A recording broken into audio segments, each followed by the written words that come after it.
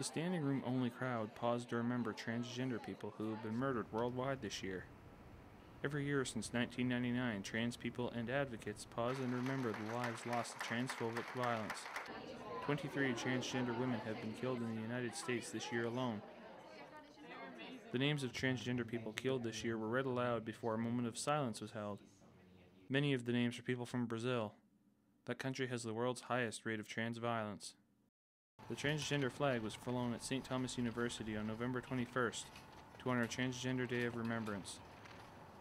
Transphobic violence may seem less prevalent in Canada, but in New Brunswick, the government doesn't fund gender reassignment surgeries. It's the only province that doesn't cover the cost of these procedures in Canada. Green Party leader David Coon. It's a huge problem. People need to be able to be who they are, and in New Brunswick we're putting barriers in the way to that happening. And in the broader society, I think there is a change afoot, which is good. There's an increasing acceptance and understanding that people need to be who they are. So that's encouraging. Max Hathaway is transgender.